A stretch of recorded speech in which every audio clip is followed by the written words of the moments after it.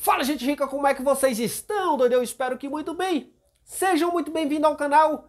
No vídeo de hoje, vamos falar das ações da Companhia de Ferroligas da Bahia. Vamos falar da Ferbasa, doido. É isso mesmo, FESA 3, FESA 4, uma empresa cíclica do setor aí de mineração. Tem como seus principais pares aí, Vale, CSN, Gerdau, todas essas empresas de mineração aí, são os pares aí da Ferbasa, né? Quem investiu nela nos últimos aí 16 anos, 15, 16 anos, não tem do que reclamar, né? Porque as ações só subiram, tanto é que desdobrou 2 vezes.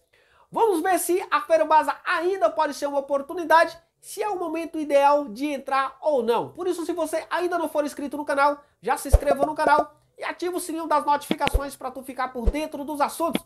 Aí já deixa aquele like, faz aquele comentário topline para dar aquele incentivo pro canal e interagir com a galera. E sem mais converseiro, bora falar de Ferbasa, doido! Lembrando que o conteúdo desse vídeo não sugere recomendação de investimentos e trata-se apenas de um conteúdo para te deixar informado. A Ferbasa é uma empresa que existe desde 1961. Foi fundada lá no estado da Bahia e atua até hoje no estado da Bahia em cerca de 26 municípios e também na Colômbia tem um bracinho dela lá. Ela exerce atividade nas áreas de mineração, metalurgia, recursos florestais e energia renovável. É uma empresa, como eu disse no início do vídeo, que é cíclica, né? Ou seja, ela vai ter períodos de alta e períodos de baixas. Isso vai depender muito da demanda por esse tipo de commodity e também do preço, né? Porque interfere diretamente na produção e na receita da companhia. Apesar de ser uma empresa cíclica, quem investiu nas ações da Ferbasa há 10, 15 anos atrás só ganhou dinheiro, né? Porque além da valorização do papel, a empresa também distribui dividendos pelo menos 4 vezes no ano, né? Isso tem sido recorrente nos últimos anos. Eu acabei perdendo o último ciclo, né? Eu me lembro que naquela época ali da pandemia, no auge da pandemia, as ações da Ferbasa chegaram a bater R$12. E eu preferi ficar cheirando cola e comprar outras porcaria. Na verdade, cheirando cola não. Era jegue mesmo. E eu vi as ações saltarem de R$12 de uma quirela para quase 60 conto. Mas de lá para cá, agora as ações caíram bastante, desdobraram e já caíram mais de 30% nos últimos 12 meses. Vamos ver alguns dados para a gente entender se o final desse ciclo de baixa está chegando e se é uma oportunidade para a gente entrar agora ou não. Aqui nós vemos as unidades de negócio da companhia. Ela atua no fornecimento de calcário ali na região da Colômbia, né? Mineração de cromo, mineração de calcário, mineração de quartzo, produção florestal, metalurgia, cerca de 342 mil toneladas por ano. Na parte corporativa ela tem 128 colaboradores e também conta com um complexo eólico com 92 aerogeradores, agora com parceria com a Auren. A companhia tem cerca de 4.813 empregos gerados entre colaboradores diretos e indiretos em 26 municípios de atuação no estado da Bahia. Aqui nós vemos a verticalização das operações, né? Aqui nós vemos a mineração de cromo, produção de cal virgem, né? Produção de quartzo, produção de biorredutor, a parte de geração de energia, como já citado, com 92 aerogeradores, metalurgia, ferro-cromo e 7 parques eólicos com potência instalada de 170,2 megawatts. Aqui vemos alguns destaques do trimestre, né? Um EBITDA ajustado que atingiu 78,4 milhões, crescendo 68,8%, um lucro líquido que alcançou 41,1 milhões de reais, um declínio de 25,3%, consumo de caixa de 122,9 milhões de reais, a diminuição de 4,5% no volume de vendas, com retração de 13,3% ao mercado interno e incremento de 5,1% nas remessas para o mercado externo. Aumento de 1,1% no preço médio de venda em dólar das ferroligas, estabilidade no dólar médio praticado, redução de 8,4% no CPV das ferroligas, justificado pela diminuição no volume de vendas e por menores custos com insumos e matérias-primas, retração de 1,1% na produção de ferroligas, com diminuição de 4% na produção de ligas de cromo e aumento de 5,2% nas ligas de silício. No caso do FESI, a produção ficou idêntica ao quarto trimestre de 2023. Acréscimo de 3% no resultado financeiro, que conjugou redução na despesa financeira com efetivo positivo na variação cambial, para juntos superarem a queda na receita das aplicações financeiras. O CAPEX atingiu 42 milhões e contraiu 62,4%. Teve desdobramento de ações, ocorrido no dia 25/1 agora de 2024, na proporção de 1:4. Aqui nós vemos alguns destaques do desempenho operacional. Podemos observar aqui nos gráficos que os números da companhia eles já estão voltando em termos de produção e vendas aos mesmos patamares de 2022, do mesmo período de 2022. Isso significa que pode estar havendo agora um final de ciclo, ou seja, o final da queda aí, para a empresa voltar a crescer a sua produção. Então a gente precisa ficar atento a isso aqui. Dando uma olhada aqui na produção de energia, a gente vê a evolução de energia contratada versus a geração líquida. A gente vê que teve uma queda aqui. No primeiro trimestre, a geração de energia elétrica atingiu 38 megawatts médios, patamar 28,2% inferior aos 54 megawatts médios contratados para o período. A geração prevista versus geração realizada, os desvios registrados nos fatores não gerenciáveis foram determinantes à geração de energia observada no primeiro TRI, com destaque para cima. Os fatores gerenciáveis foram impactados pela performance dos equipamentos e por danos em turbinas eólicas, em especial nos gearboxes. Aqui nós vemos o comportamento da receita líquida versus a variação do câmbio, A gente vê que caiu na comparação com o mesmo período de 2023. E se comparado aí com 2022, ou seja, mais um ano antes aí, caiu ainda mais, A receita líquida consolidada do primeiro trimestre totalizou 509,5 milhões de reais, recuando aí 5,9% em relação ao quarto trimestre. Basicamente acompanhado a redução de 4,5% no volume de vendas, estabilidade de 0,4%, de menos 0,4% no dólar médio praticado e aumento de 1,1% no preço médio das ferroligas em dólar. No primeiro TRI, o mercado externo representou 53% e o mercado interno 47% da receita líquida total.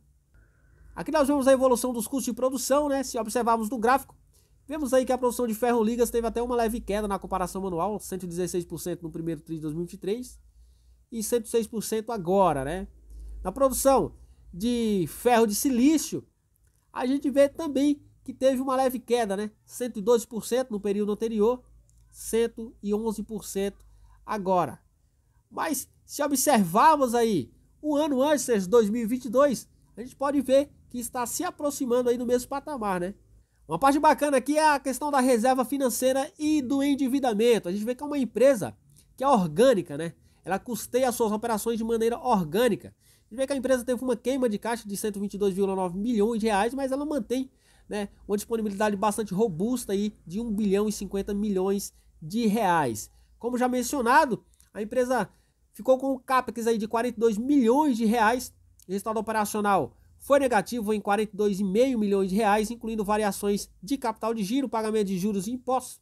A amortização de empréstimo e financiamento ficou aí no valor de 4,8 milhões de reais. Então essa aqui é uma parte bastante bacana, como que a empresa ela lida com o seu endividamento e com o seu consumo de caixa, Aqui nós vemos a parte do resultado financeiro, a receita financeira de 34,8 milhões de reais, que declinou 3,9%, por conta aí do consumo de caixa durante o trimestre da diminuição da taxa de juros.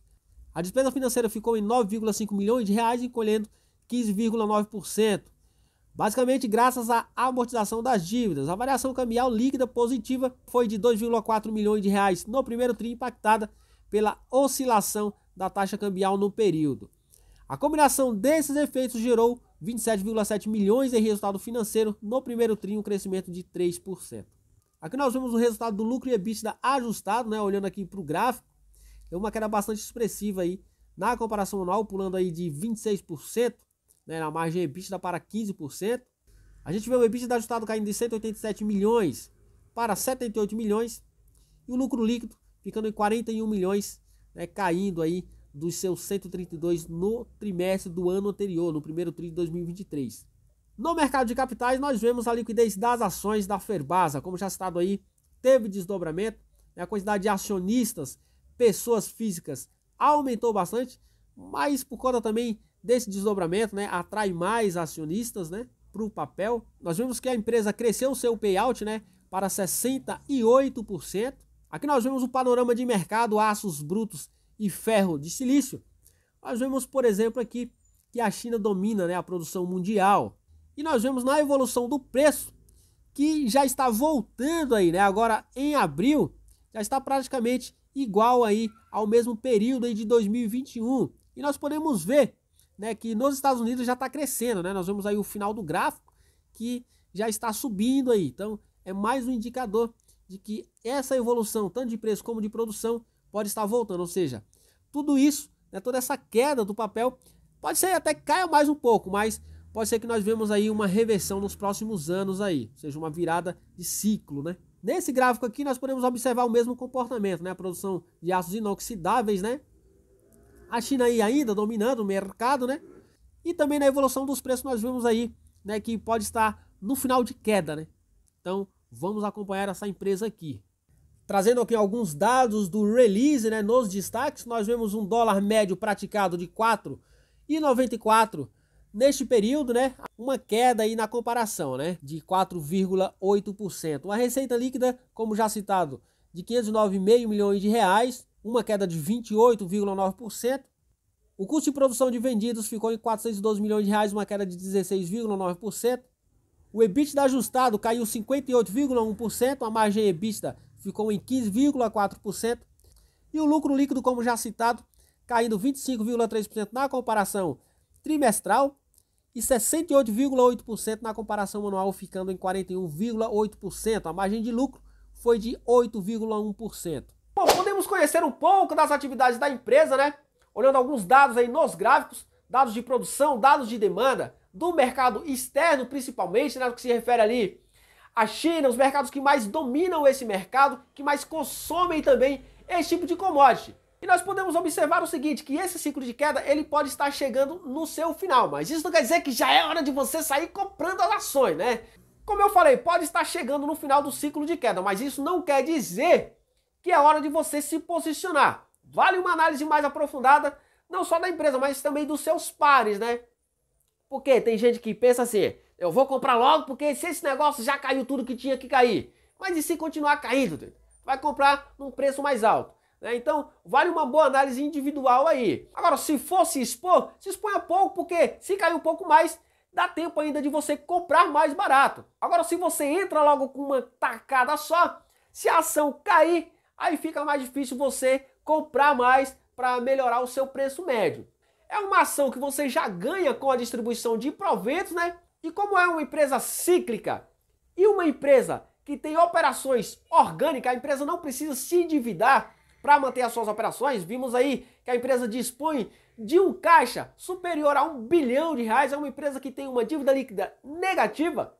É uma empresa para você entrar e ficar tranquilo. Porém, precisa saber o momento certo de entrar para não ficar preso a uma cotação alta caso esse ciclo de baixa ainda não tenha terminado. Então, muito cuidado com isso. Não estou dizendo para você já ir amanhã e comprar ações da Ferbasa. Eu estou dizendo que a ação pode estar se aproximando de um patamar atrativo.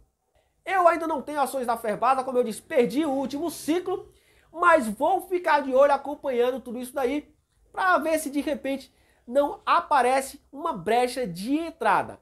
Trouxe aí alguns números, né, do primeiro tri, como vocês puderam ver, a empresa teve uma queda na sua lucratividade, teve uma queda no seu EBITDA, mas tudo isso é normal devido ao ciclo, né? Beleza? O vídeo de hoje foi esse, espero que vocês tenham gostado, forte abraço, até o próximo, fui!